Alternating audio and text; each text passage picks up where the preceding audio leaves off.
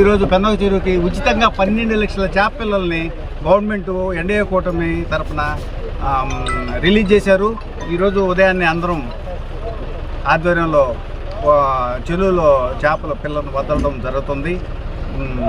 దీనికి కృషి చేసినటువంటి మనకి పాసం సునీల్ కుమార్ ఎమ్మెల్యే గారికి ప్రత్యేక ధన్యవాదాలు తెలుపుతున్నాను.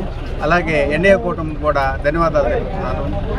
అలాగే ఈ కార్యక్రమానికి చేసినటువంటి మన మాజీ జలసంఘం అధ్యక్షుడు గోపాలరెడ్డి గారికి, మాజీ జలసంఘం అధ్యక్షుడు హరిప్రసాద్ రెడ్డి గారికి, నాయకుడు శంకర్ రెడ్డి గారికి, వైస్ ప్రెసిడెంట్ అరవింద్ గారికి, ఎంపీటీసీ నారాయణ గారికి, మన స్టాఫ్కి, మా నాయకులందరికీ, మిత్రులందరికీ ధన్యవాదాలు తెలుపుకుంటూ సెలవు తీసుకుంటాం.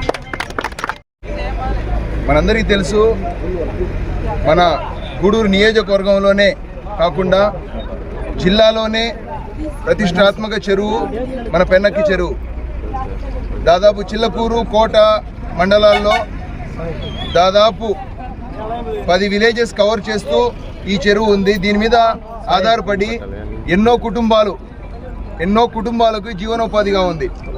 అదేవిధంగా గతంలో తెలుగుదేశం పార్టీ హయాంలో ఈ చెరువుల్లో నుంచి వచ్చినటువంటి మత్స్య సంపద అన్నీ కూడా కేవలం ఎస్టీలకు, మత్స్యకారులకే చెందాలని మన తెలుగుదేశం పార్టీ హయాంలో ఒక జీవో తీసుకురావడం జరిగింది.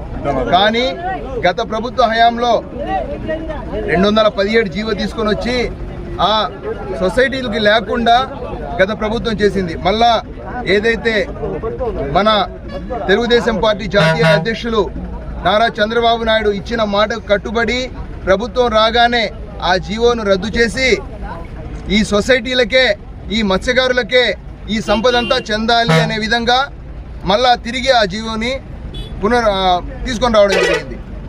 ఇప్పుడు దాదాపు 273 కుటుంబాలు ఈ సొసైటీలో ఉన్నాయి. మరిన్ని అప్డేట్స్ కోసం మన HN9 టీవీ ఛానల్ ని సబ్స్క్రైబ్ చేసుకోండి.